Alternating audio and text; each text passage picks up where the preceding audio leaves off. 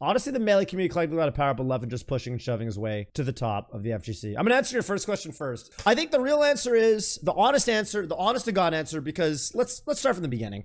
Let's start from the beginning. Let's go to Leffen's Twitter, because I think a lot of it can be traced to, it starts with Leffen, right? From the days of I will win EVO, right? That was the old Leffen pin tweet. He was one of the guys that made, you know, EVO sound like the tournament to win, right? That was his pin tweet for years. And when he finally won it, you know, it was like a cathartic moment for him. You know, it's a famous Leffen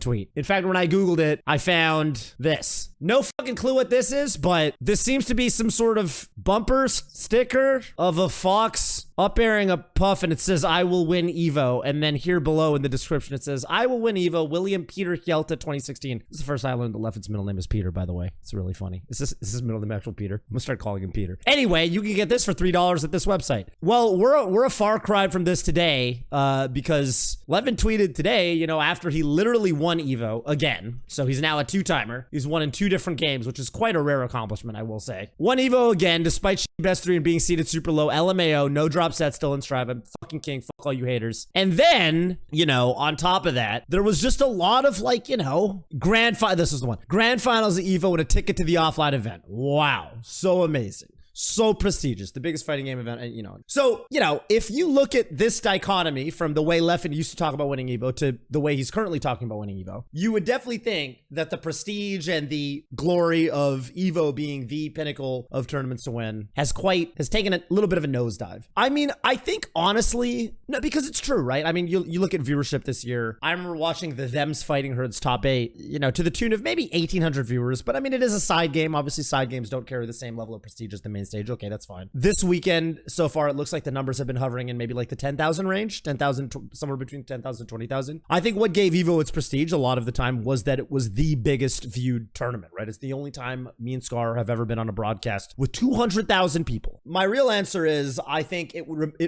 will remain to be seen until offline EVO comes back. I think there's not really any way to know right now whether EVO has truly lost some of the prestige it had. I definitely think this year the marketing has been very weak. I saw a YouTube poll where some guy was like, EVO Online 2021 is starting in a couple days. Did you enter? And like, you know, some 30%, 20%, 25% said yes, I entered. Maybe 10% said, 50% said no, I entered. But over 50%, or something like 60% of people or some shit said like, really, I didn't know this was happening. I didn't know this was going on. And like, did you guys know until today? I bet some of you guys did not know EVO was going on until today when you saw Leffen tweeted. Like that would not surprise. Did you know? I haven't seen shit for tweets on the timeline about EVO. You know, like this, right? Okay, so tweets like this have been really prevalent. EVO Twitter tweeting out that EVO starts today, so get hype is crazy to me, because nowhere does it state in their tweet what regions play this weekend. There are no stream links because there are no streams until top 8. And then there was the whole blow up with the LATAM EVO. I don't know if you guys saw that shit, but basically LATAM, Latin America, got double shafted because one, they had a really, really huge area of countries that were applicable that should play each other. And so there was like unplayable lag for a lot of the sets. And then when they needed to put them on stream, the spectator client couldn't even connect. And then on top of that, there was a bug that was apparently introduced in the Gold Lewis update to Guilty Gear Strive that made it so you couldn't even show replays. Like something was interfering. I don't know how the bug specifically worked, but basically the fallback plan was that's okay. We'll have the players play off stream, record their replays, send them to the production staff, and the production will play the replays and the commentators will react live, not having seen the replays before, as if the match is currently happening. Apparently because of this bug that was introduced to the game very recently, they couldn't even do this. So just kind of a comedy of errors all around. And I think little things like this, it's not even a little thing. Things like this are definitely adding up. And, you know, you saw Leffen even tweeted, I don't know the degree to how true this was. I didn't corroborate this or anything like that, but I did see that Leffen tweeted, I had to win 4-1 because the EVO lobby died when I was winning. And, you know, he's got his footage of like him having to replay the match, whatever, which is pretty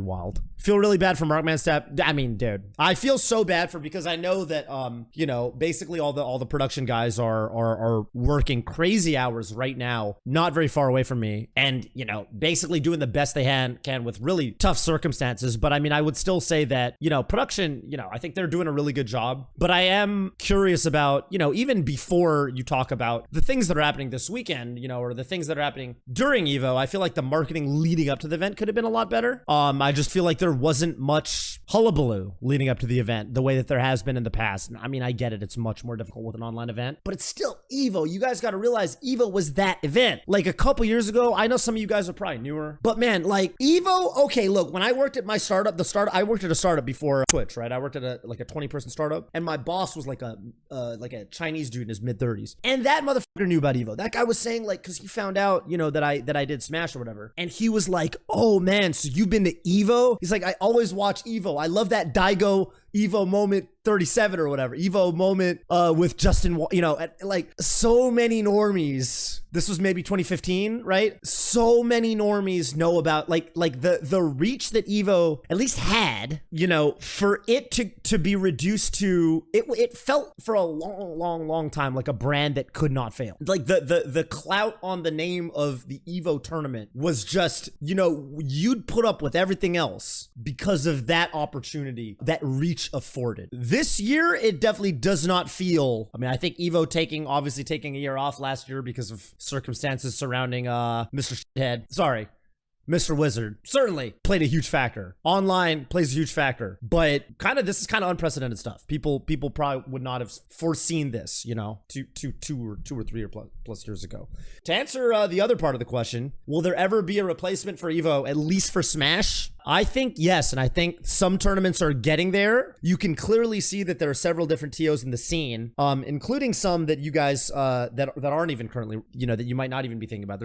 There have been some talks, I would say, about how do we do this? How do we make another Grand Slam event for the Smash community? Clearly, that's what the Smash World Tour is currently trying to do. They're trying to do this, although I would say that Smash World Tour is more trying to mimic Capcom Pro Tour and Capcom Pro Tour Finals, CPT Finals, or Capcom Cup, sorry, versus like an EVO style event. I think yes, I think it's gonna happen. I think some events, I mean, Genesis is already basically working towards that right now, right? Genesis, in terms of their scale, they've been wrapping things up year after year, and I would not be surprised to see Genesis kind of get there. Genesis viewership is already kind of insane, to be perfectly honest with you. Genesis gets crazy fucking viewership, so that would not shock me at all. Yeah, Capcom Pro Tour definitely has publisher sponsorship, which lets them succeed in a way that, and lets them kind of unlocks things that we don't have. But in terms of the structure and in terms of giving giving players something more long-term, or at least middle term, right, with a year-long season or whatever, it at least gives some structure to players to have them, you know, which in turn, you know, can at least lure in, you know, other sponsors, not the publisher itself, but, you know, you can sell other sponsorships knowing that there's this like a league type structure. So that's